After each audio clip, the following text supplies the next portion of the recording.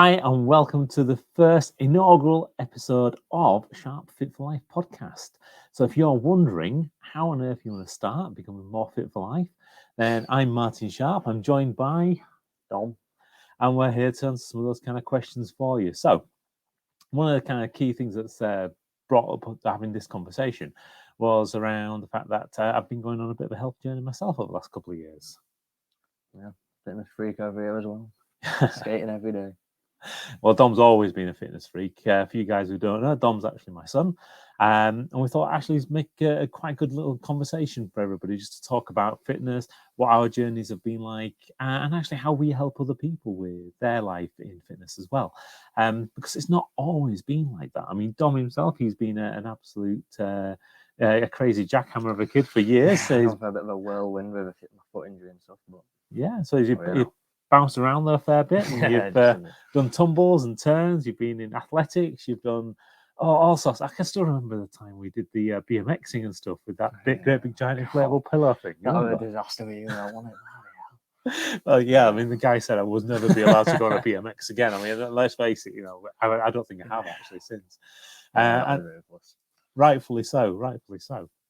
But I mean, you've also done all sorts of things. You just mentioned there about your foot not being in the best of positions. Just tell us a bit more about what happened there. Well, I used to go to gymnastics, but I didn't do it properly because I don't like being taught like that. Don't work for me. But like a balance beam about this wide, tried to do a backflip on it and blew my foot out, all my ligaments, tendons, everything. So every talent I had, lost it.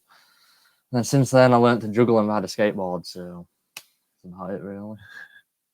He says that's about it. He's out most days actually juggling and riding skateboards stuff, both at the same time some days as well, which is quite impressive. It's certainly a skill I don't have. We're getting there. Definitely getting there. So you can ask me a few questions. You had some things in your mind? I did indeed. Just wanted, where did you start your journey? Okay, so as you know, we went on holiday in Florida, didn't we, back in 2014? And I was a slightly larger gentleman than I am today. And while I was waiting on that holiday, I think one thing you guys didn't know, but actually I got turned down from going on some of the roller coasters. The Hulk ride, to be specific. It was the incredible Hulk ride, to be specific. I'm glad you remember, actually. But thankfully, Andy was there. He saved the day, kind of took you guys on all the roller coasters that I couldn't. But I think at that point in time, I was kind of quite disappointed and upset, to be frank, that I couldn't take you guys and do things with you that you wanted to do. I was not aware of this, by the way. Yeah. Until the later day of now. Well, I try to be a good parent and all that kind of jazz. I'm sure there's lots of people out there that try to do exactly the same kind of thing anyway. Yeah, for sure. And so from there, I kind of tried to sort of lose weight and see where things go. Nice. I've tried all sorts of bits and pieces over time. We tried dieting. I mean, you got to remember when your mum was doing like Slimming World and stuff, and we're all having the Slimming World meals and things here, and counting sins and all that kind of jazz. And yeah, that's it. Yeah. There's like several meals you guys just refuse to eat. So there's no kind of start. Disgusting dry chicken. Yeah. And there's so much that you can have. Some water. And then on top of that was we kind of went from doing the dieting side to do lots of different parts of exercise. So if you remember, we're doing the karate and the kickboxing and things, which is always quite good fun. And so there's a whole variety of different ways of just trying to lose weight. And at the end of the day, it isn't easy. And I absolutely feel for people when they're out there looking at how can we try to lose, to get some fat loss or actually put some muscle on, etc. And there's just so much information available in the market space. You don't really know what's right, what's wrong, and you just try all sorts of things. I mean, certainly that's where I was. I was just trying a variety of different bits and pieces to see if there's anything that I could get to actually work for me, and kind of take it from there. And the thing was,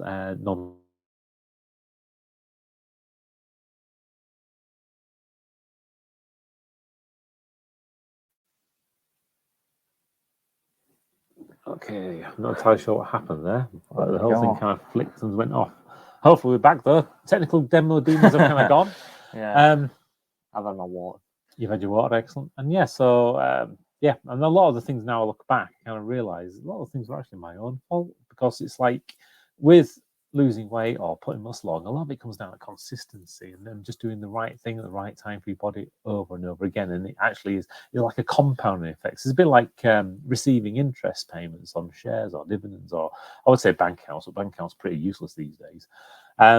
But certainly it's a way that as long as you're kind of reinvesting back into what you're doing, that kind of compounds over time. And the same with your body. If you're investing in your body, you're putting that kind of consistency of actions, you're eating the right way, you're kind of doing things the right kind of way, then you actually then start to see results. And when I look back, I was probably flitting too much between one thing and another, not necessarily making things work, just simply because I wasn't actually putting that consistency and action in play.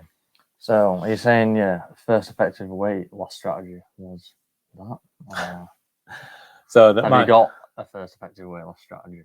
Well, my first effective strategy was to sort my mindset out, really, because I think, like a lot of people, I was probably right at the start of my journey. I was in the wrong kind of space. I was constantly doing everything for everybody else. So, I'd had to do things for you and your brothers and sisters, your mum. I was doing things for my friends, for clients, etc. And then there's also like the dog. I mean, you guys can't see it, but we have actually got the guest star always on our feet, Ruby the dog. Sleeping at the moment. Thankfully sleeping, yeah. Not jumping on our ears for a change. But yeah, I mean, so looking after me came so far down the list that actually we didn't make any difference. And that was kind of one of the biggest changes, was to realize that if I didn't shift my own values so that I could put myself higher in the priority list, then it didn't matter how much I loved you guys and how much I wanted to do things for you guys, or how much I really wanted to help friends and things out, or how much I wanted my clients to actually get the results they needed. It made no difference if I'm not here. Yeah, I can't do those things. And when you start looking at what was happening with the wider family, I mean, we've had uncles and things die of cancer. We've had, lots of just not nice things that could be avoided. Diabetes. We've got people with fibromyalgia. It's just a lot of things that when you look back and look at some of the evidence, some of the medical evidence and stuff, you think those are kind of non-communicable diseases that potentially could be avoided. Now, how can I avoid them? How can I put myself into a place where actually I'm going to be around to be able to help you guys for longer? I do remember you saying that with Lanzarote. Yeah. And always a different country for some reason, but well, that was yeah, we've been here. Yeah. I forgot about that map behind it. So how would you say the weight loss impacted your life then? I know you got cold and stuff like that. Oh God, yeah. So there's loads of kind of side effects, isn't there? I mean, from the positive side, I mean, straight away I've got more energy. I don't get as breathless anymore. I'm kind of up for doing more challenges. Less snoring as well. I can actually sleep. Yeah. Sarah loves. Yeah, your mum loves the fact that I don't snore as much. Yeah, and me when we're in the caravan. This is true. So yes, I think that's definitely one of the biggest positives. Everyone's kind of enjoyed that fact, and I just feel more happier and confident in my own self. To be top knot now as well. I don't know if that's got anything to do with the diet, but it's there now. It's kind of the whole body change. The buzz cut, man.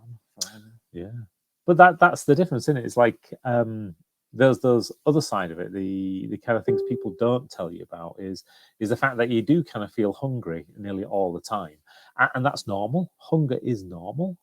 You shouldn't be kind of feeling full and stuffed all the time. That's wrong. And your body is designed that it's always going to be looking for food. It's always looking for things. And I kind of didn't realize that. I thought you were looking for satisfaction, and it's not. It's just a case of you're looking to fuel your body in a way that kind of makes it work. So that's kind of one of the side effects that no one really tells you about. Being cold all the time. Yeah, absolutely. I've kind of lost that insulating layer of blubber that kind of surrounded me for the last well, God, it must be best part of a decade. Yeah. Thinking about it, and yeah, you do feel the cold a lot more. So yeah, I'm wrapping up warm. I've got my vest on and everything. So yeah, that's kind of one of the other things that's changed.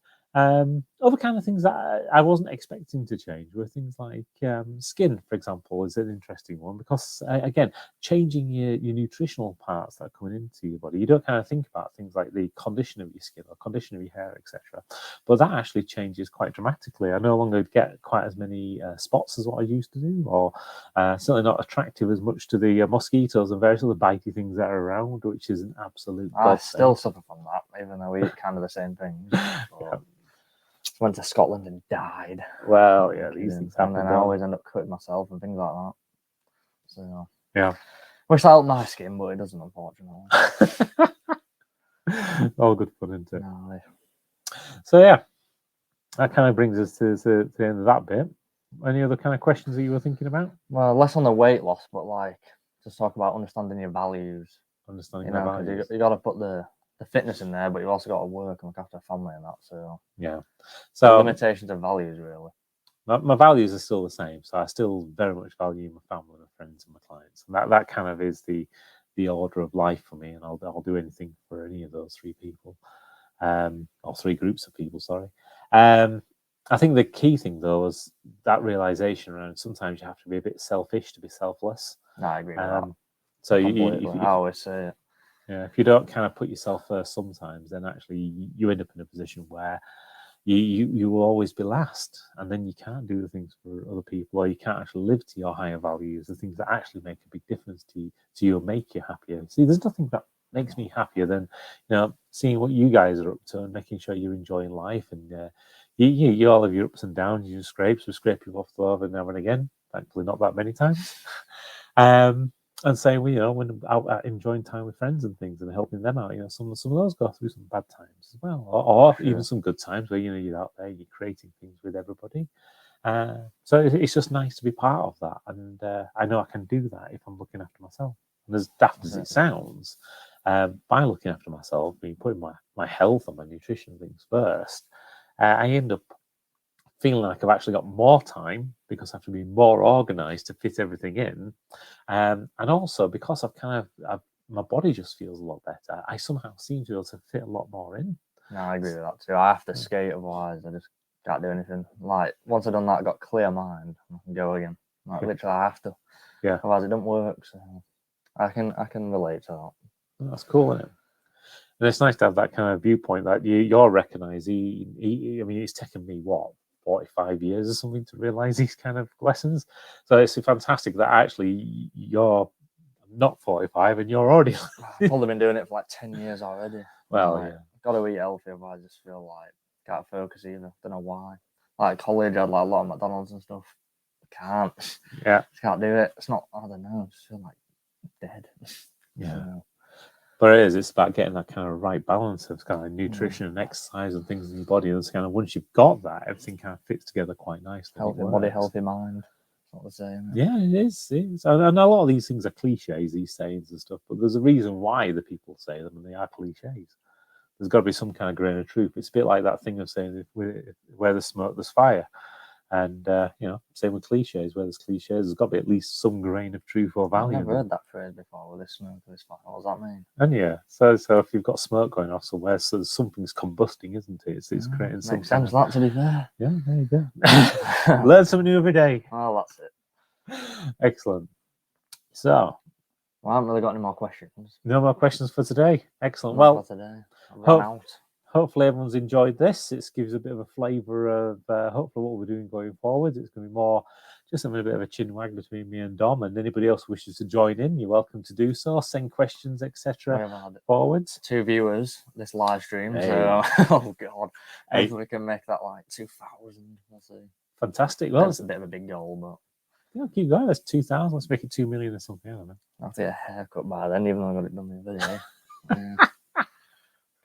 Oh dear God! Yeah, I'm booked in for Wednesday. To be frank, I'm gonna go see my good Turkish barber. He's absolutely awesome. Yeah, I go to the same place. Yeah. What are you getting done? Yeah, usual. So get the getting short back and sides this time. Yeah, leave the top growing quite nicely. Yeah, that's me every time. But then every time I have a long fringe and I can't see. Oh well, lifestyle choice. It is definitely a lifestyle choice, and that's not a bad thing. You've got to be happy with whatever you do, no matter happens in life. You got to find those moments of happiness and, you know, just enjoy them. Because, you know, there's lots of things out there that'll try and drag you down and try and make it that you don't feel that. And the reality is there's so many things in life that you should be happy for and grateful for. And when you find those, no matter how small it is, even the simple thing is going for a haircut, just enjoy the moment. It's a beautiful place, the earth.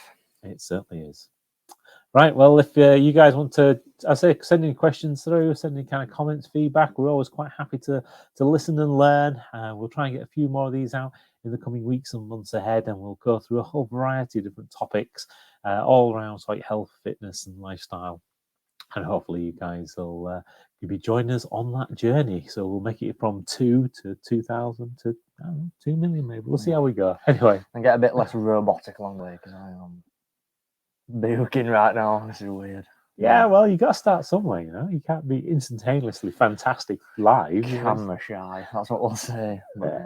Camera shy says flicking his Well, Timothy haircut or whatever.